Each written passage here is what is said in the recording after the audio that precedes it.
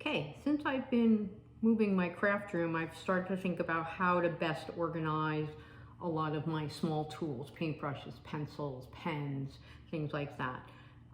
And today what I'm going to do is make a pen/pencil box, which I cut on the Glowforge, but then I'm going to surround the four sides of the pencil box with these fun mixed media houses. So stay tuned. Okay, so everyone does mixed media their own way. That's what's cool about it. There's no right or wrong. It's just what makes you happy. For me, I start all my pieces by going around the edges with some paint. I like drop cloth from Dixie Belle because it's got a nice warm undertone to it. And then I like to layer the first layer with pages from an old book. It gives me a base to work with. So we're gonna use this little roof piece here. I just dab the paint. Mylar sheets are awesome for covering your work surface because you can wash them when you're done. And you can put your paint on it. You don't ruin your nice new craft table.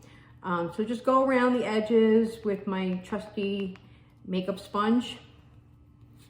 Okay, so once you get your paint around the edges, then we're gonna start layering paper. So I'm going with a greenish brown theme for these particular houses. Some people like to go really bright colors. Some people like to use more vintagey styles. You can mix them. Again, really cool thing about mixed media is you can do whatever you want. So you can see I've already kind of eaten into some of these pages. You can see the tear marks. But these are the ones I'm going to go with for this side of the house. So the hardest part for me is deciding what papers to use. I have a stash of old books. You can go grab some from your local Goodwill, like a junk shop or a thrift shop. The older, the more yellowed the papers for me, the better. And I'll tear a piece. I never cut. I always tear because I like the ragged edges. And I will use some Mod Podge to layer it onto the first level of the house. Then I take my Ranger ink. I like Vintage Photo for these things, and a dauber, and just give it a little around the edges.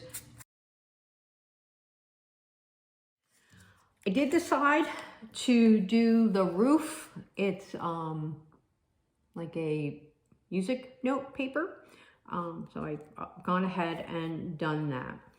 And now for me, the hard part, what to do here. So when I'm struggling with being creative, I like to do this because it forces me to get out of my comfort zone and be a little random. So I'm just gonna start ripping some pages here and just throwing them on here to see how I like them. You can make them as big or as small as you'd like. Again, for me, I don't cut anything, I rip because I like the look of the jagged edges. I keep a little piece of sandpaper around because you can kind of sandpaper the edges a little bit, sandpaper the paper a little bit to give it a little bit more of a worn look. But we're just gonna keep doing that until I come up with a design that I like.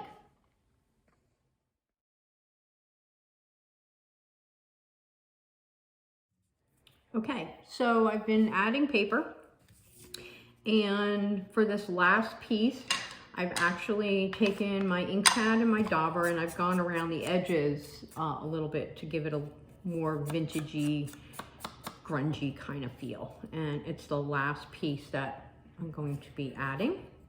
I'm gonna put it down here. So throwing the Mod Podge on. And then I'm going to add the piece. Like that. Going to add a little bit more Mod Podge on the top. Make sure it stays in place. And then once it dries, what I'm gonna do is fold down these pieces that have gone over the edge and just rip them off And this is where your little piece of sandpaper comes in. I use 220 grit. You can just sand any of the other overhangs from the edges. So I decided to do the doors in one piece of paper as opposed to multiple small pieces, using some of the paper that's been used in the other houses. I like this. This is cool because sometimes when you use old books, you can find some cool words. And since I like to read, and this might be for pencils, I found the word dictionary, and I thought that was pretty cool. So for the last door, I have glued it on with the Mod Podge. And again, like I said, don't worry if it overhangs. You want to tear so you get that raggedy kind of edge. And it's okay if you tear it a little short. And it's okay if you don't tear it all the way. That's where your trusty piece of 220 sandpaper comes in. And just hand it off, rough it up. Grab your ink and your dauber. I'll move my mounds out of the way. Go around the edges. And your door is ready to go. Okay, so we've got the 4 sides to our pencil box. Nothing's glued yet. It's just here so you can see. Each one has a window. Each one has a door. I think they're looking pretty good right about now. Now we can leave them as is and glue them to our box, or we can add a little bit more embellishment, maybe some paint, maybe some whimsical binding things, little 3D pieces. Just let your imagination go wild. So I'm going to play with these a little bit more and then I'll be back. So here we go. All of the house pieces are attached to our 3-inch box for our pencil paintbrush case. You can see I just did some little bit of paint and some lining just to give it a little bit of accent. I might add a couple more things, maybe a number or 2 or some other fun stuff. But by and large, it's done. So I hope you liked it, and I hope the video was helpful. Thanks.